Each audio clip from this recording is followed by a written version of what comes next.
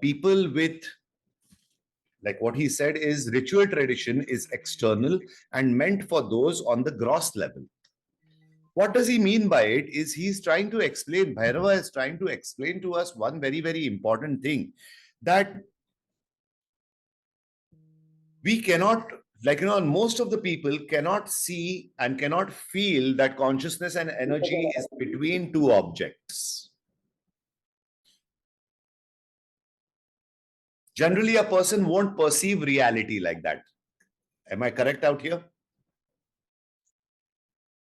A normal human being won't perceive reality as one seemingly differentiated objects, and space between them is experienced by every human being.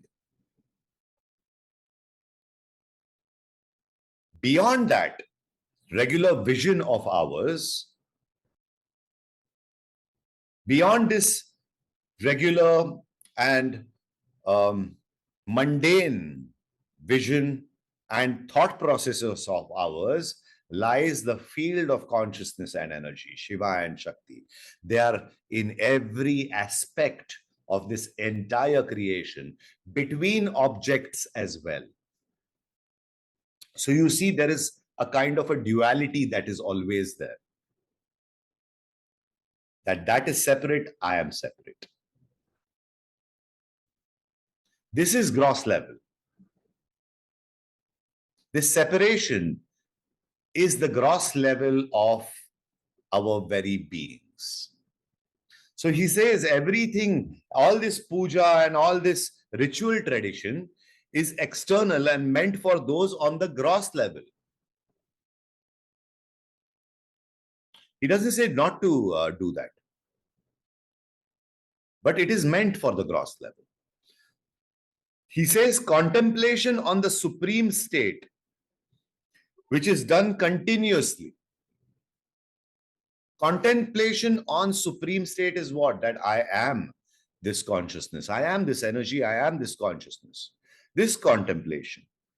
He says the contemplation on the supreme state, which is done continuously, is the real recitation or the japa itself.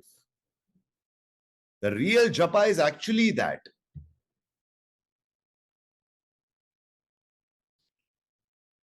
The sound, the nada, which is resounding by itself, is the real mantra to be recited. The nada is the, how I can call it, is the soundless sound.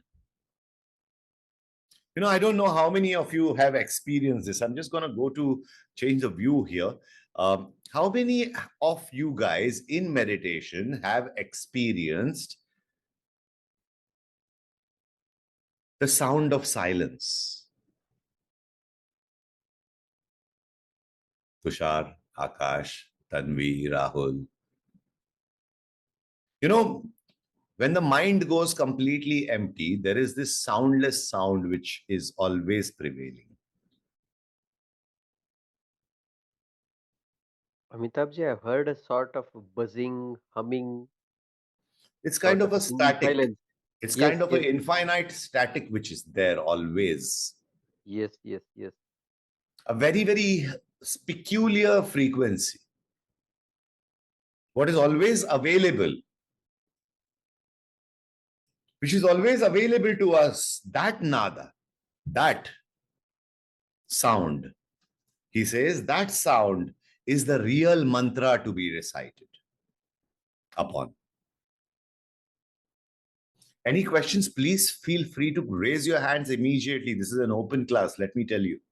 Don't wait for me to. If you have questions, if you have doubts, if you having confusion, slight little confusion also, what I mean to say out here, please feel free to ask. So these innate frequencies that each of us carries, it can be amplified by the recitation of one frequency.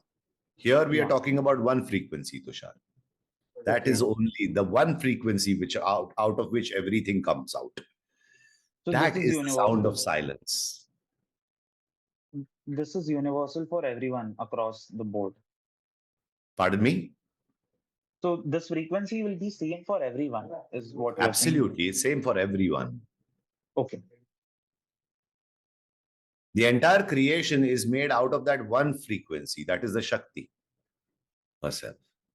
The first word that comes out. It's kind of a static, what is felt. Yes, Rahul. Pranam Guruji. So what we'll have to be in that state of awareness of that consciousness. You Very- have to be trying to listen to that. It's there right now as well if you want to listen. You're right.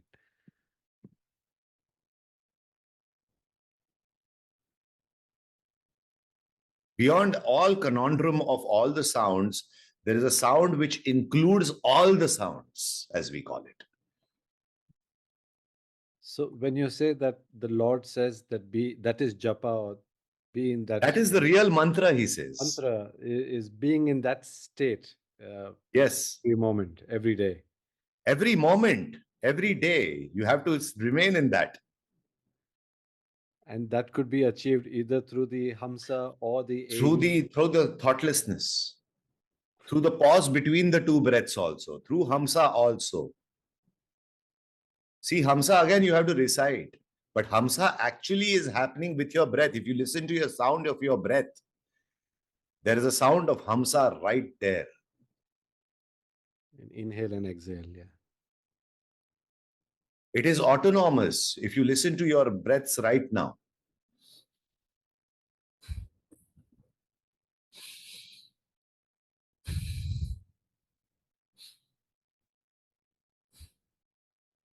there It's you so go. beautiful and profound. It's so deep. Yes.